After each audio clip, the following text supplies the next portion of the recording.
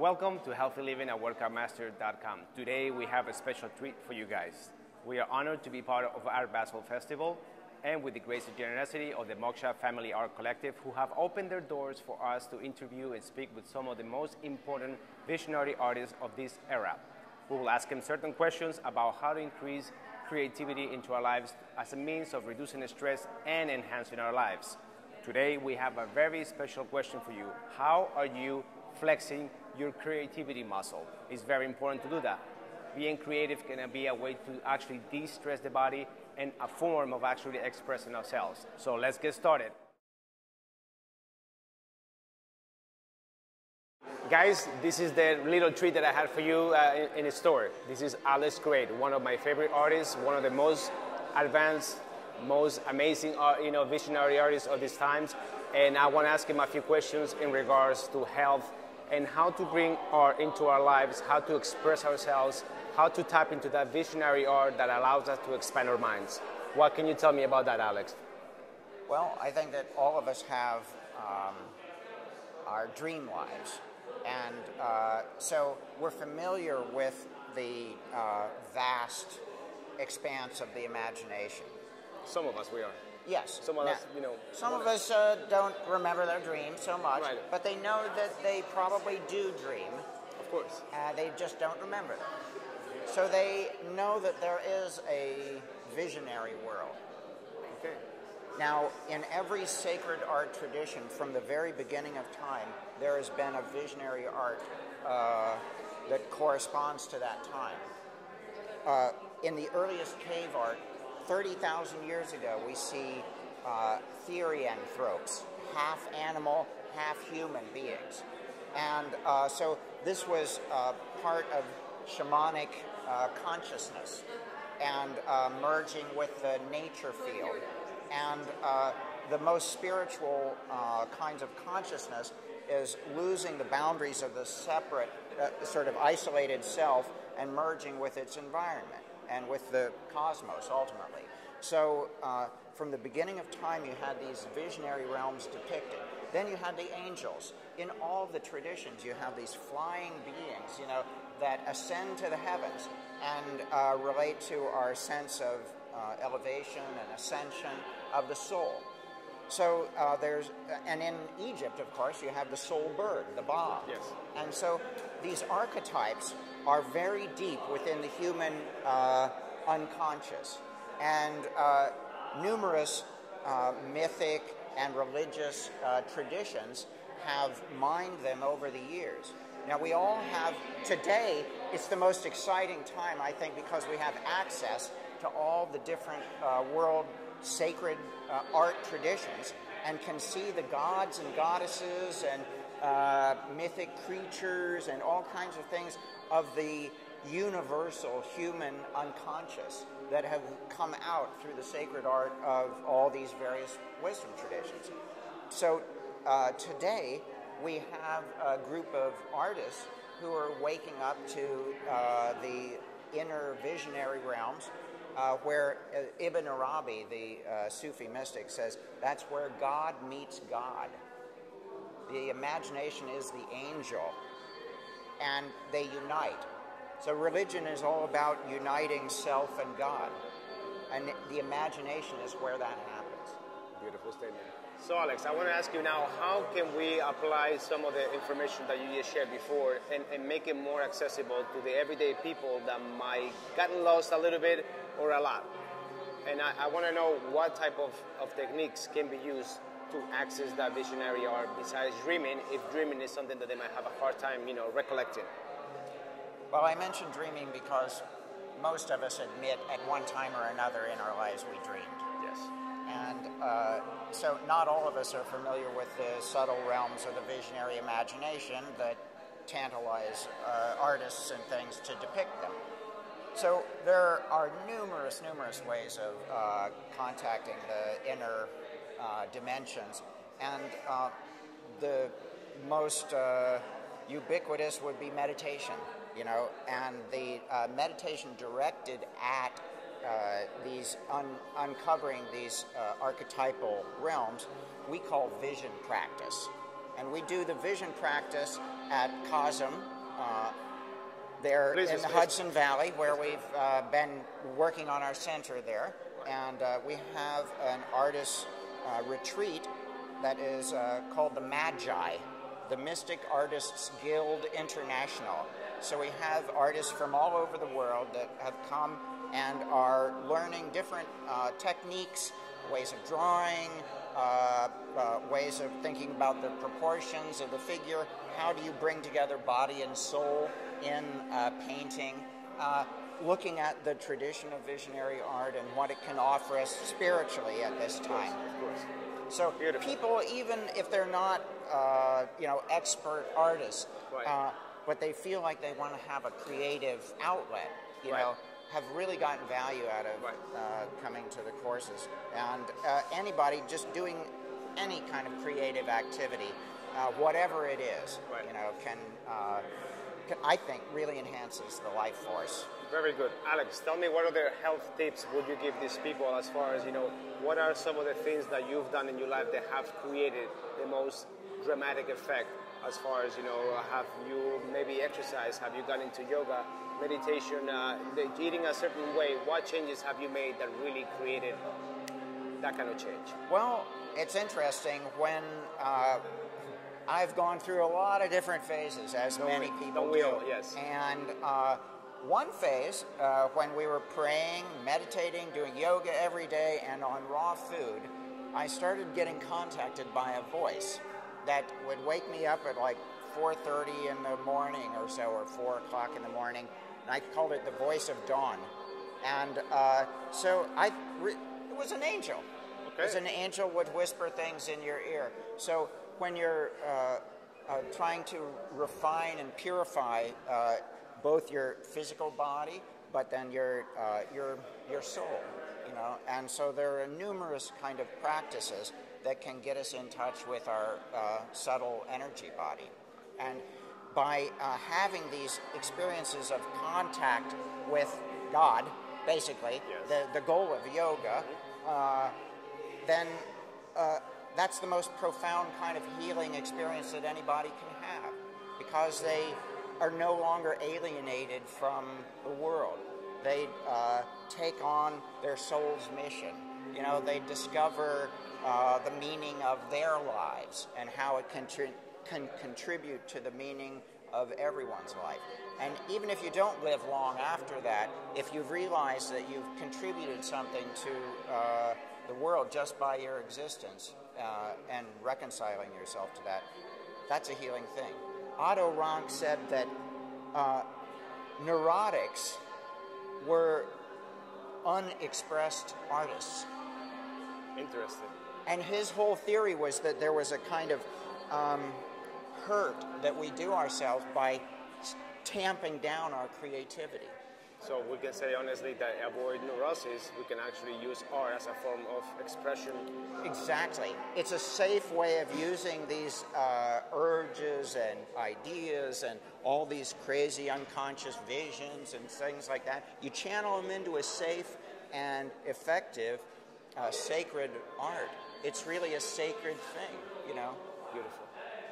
And one more question before we close out, guys. Alex, I have a question for you. Following, the books, the Visions of Art, Transfigurations, Sacred Mirrors, visiting COSM in New York when he was in the city. Wow. I've seen a huge, a gradual progression of your life, but I have one specific question. What was the event in your life that created that change? Because I see like a progression in art, and it gets to a point that just goes really open, and I see a huge change there. Can you share that experience? Well, it was when I met my wife back in 1975 that my entire life transformed. 36 years ago, we met and instantly bonded. And I recognized things in her work that were really mysterious and wonderful. It was this language. She was like writing it out, and it was just like doodles to her, but they were extraordinary kind of communication from another dimension, it seemed to me. And so she started focusing on the language and things. And she inspired the whole Sacred Mirror series. So she named it, and she named it Sacred Mirrors. And we basically, boy meets girl, boy inspires girl, girl inspires boy, boy and girl found a religion based on art, you know, and start to move forward. It seems like the inevitable consequence of love is the building of temples, and that's what we're about. I love that. Yeah. Excellent. Thank you, Alex. It's been a pleasure and honor. We look forward to see you in New York pretty soon. Thank you. My pleasure. It's and so once great again, to meet you. guys, this is what art is about: vision, interpretation, experiencing life and love as you see it. And Alex does a fabulous work at it.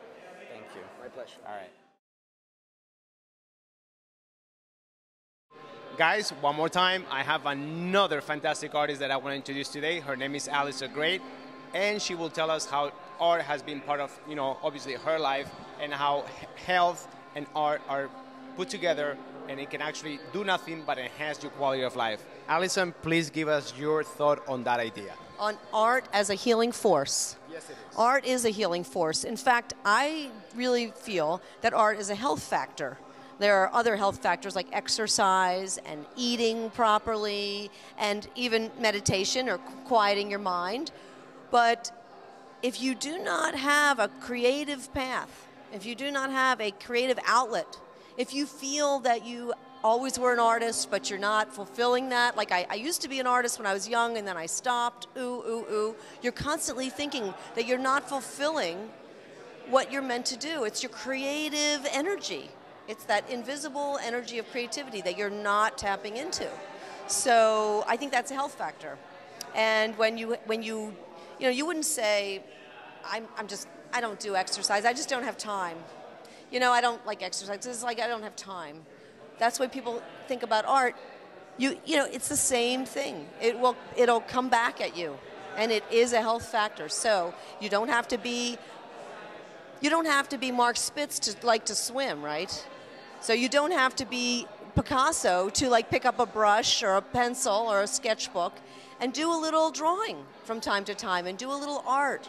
Or if your creative outlet is music, pick up a guitar. Even if you're not going to be Jimi Hendrix, you can always, even for your own solace, it's a spiritual practice. Tell us some of the tools that people can use right away to start using art into their lives, to bring art into their lives. What techniques would be the easiest? Is it drawing? Is it just painting with no particular agenda? Well, I talk to people in our class at the Magi that Alex told you about, the Mystic Artists Guild International. We talk about art as a spiritual practice, and in order to have a practice, you have to have 4 things. We talk about 4 things. One is time.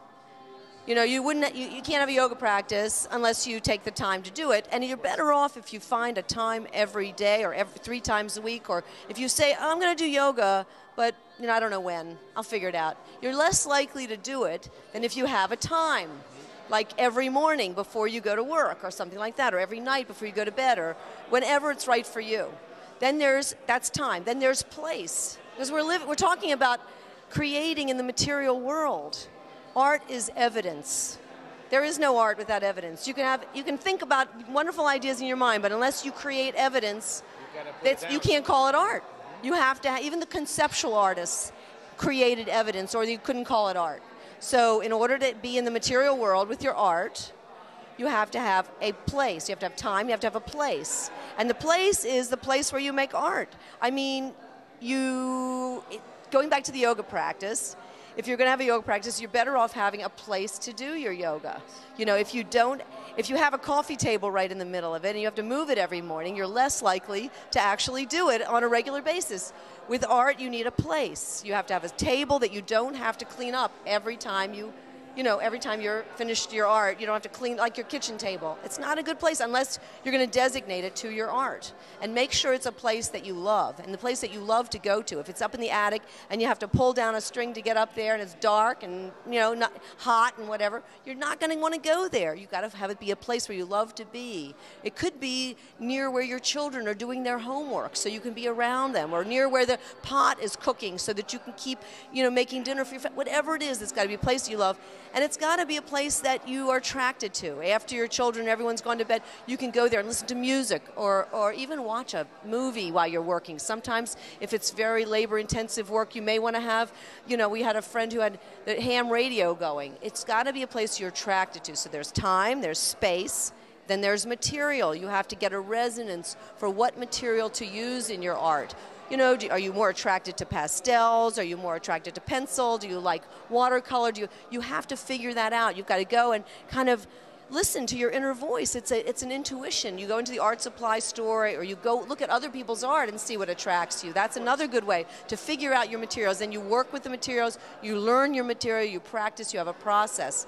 The fourth thing that Alex always says is the fourth thing you've got to do in order to have an art practice is content. Subject. What is your art about? It is the most important thing that an artist has to confront in being an artist. Whether you're a professional artist or you're just doing it for your own meditation, you have to make a decision about what you want to make art about, and it should really be something that you feel and that you love and that is delicious to you, that attracts you, that you love to do. I mean, people look at my work and they think, how can you do that? How can you paint all those little squares? They're all painted with a little brush. I mean, it looks so laborious. But then there are other people that really understand that they knit, they sew, they embroider one stitch at a time, and they end up with something beautiful. They work over long periods of time, and they end up with something beautiful. Someone else might not have the patience or the desire or anything. Oh, you know, no, they couldn't do that. They could do throwing paint, or they could do... You've got to figure out your content. What is your art about? What are you making art to say? What are you communicating? So those are the 4 steps to having an art practice. That is fantastic. I never knew that it could be taken that way, Allyson. Beautiful answers. I love the work that you've done. Please go to my blog, Ask Allyson. You go to cosm.org. You go to blog. You go to Ask Allyson and ask me anything. I've got some wonderful questions posted up there now. It's really the most fun. Of course. And please keep looking and learn about art. It's a great outlet for the soul, not only to eliminate stress and to bring a little peace and calm into your life, but it's a great soul experience and expression. Thank you. Guys, treat number 3, I have with me here Mark Henson, another visionary artist, a magnificent person. And I wanted to ask him some of the questions that I have shared already before with Allyson and with Alex about visionary art. What does visionary art mean to you, Mark? To me, visionary art is any kind of art that it evokes an expansion of consciousness and awareness.